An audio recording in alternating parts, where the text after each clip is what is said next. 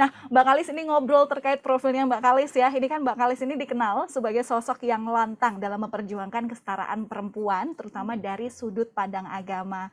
Nah, dari sekian banyak apa ya cara-cara untuk bisa diambil dalam untuk memperjuangkan kesetaraan perempuan, kenapa hal ini atau sudut pandang ini yang kemudian dipilih Mbak Kalis? Mungkin ada cerita menarik yang Mbak Kalis rasakan yang bisa dikatakan jadi gemes banget sampai memutuskan untuk membahas isu ini dengan pendekatan agama begitu.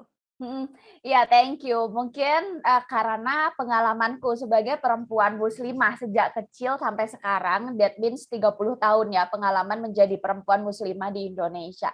Dan kebetulan aku itu memakai jilbab atau memakai kerudung atau memakai hijab itu jauh sebelum misalnya sekarang tren berkerudung itu semakin banyak di Indonesia. Aku udah dari SD gitu ngaji di pesantren, kemudian memakai jilbab ini gitu. Dan semakin lama gitu ya, kali ini ketika masa yang katanya modern ini, semakin banyak platform-platform media, kok hambatan-hambatan yang kualami sebagai perempuan berkerudung itu jadi semakin banyak, khususnya stigmatisasi atau pelabelan yang harus ditanggung oleh perempuan berkerudung.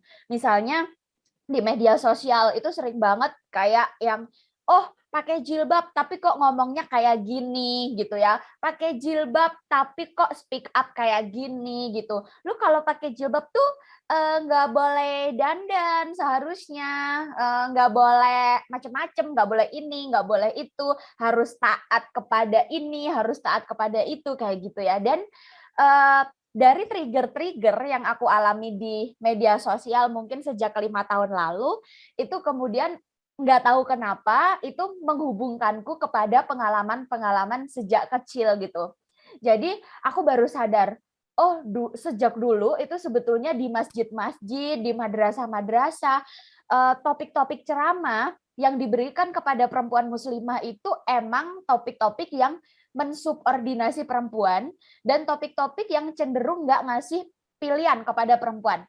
Misalnya kayak gini, perempuan dijanjikan masuk surga dari pintu yang mana aja itu kalau jadi istri yang full taat kepada suami gitu kan. Jadi kayak selalu ada tuh ceramah-ceramah kayak gitu. Terus kemudian perempuan itu nggak boleh bilang bantah sedikit pun gitu ya kepada suami karena itu akan dikutuk malaikat, akan masuk neraka jahanam keraknya yang paling bawah misalnya kayak gitu ya.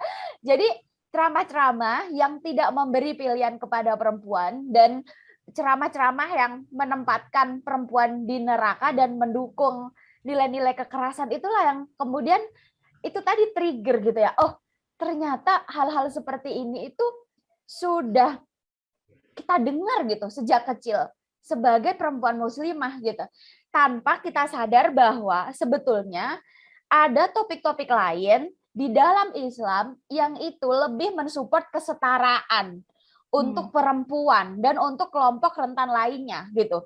Jadi misalnya tujuan diciptakannya manusia di dalam Al-Quran itu adalah sama-sama sebagai hamba Allah pertama dan sama-sama sebagai wakil Tuhan di bumi yang dia harusnya memiliki tanggung jawab untuk berbuat kebaikan sebanyak-banyaknya gitu. Jadi sehingga ketika kita bilang kebaikan itu apa, berarti kan kebaikan tuh kita bisa jadi pendidik, kita bisa jadi jurnalis, kita bisa jadi penegak Hmm. hukum, kita bisa jadi apapun, kita bisa jadi seniman dan sebagainya gitu ya.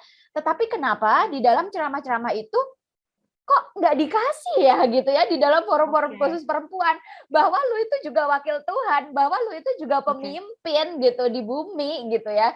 Jadi Iya, heeh. itulah yang menyebabkan aku gemes banget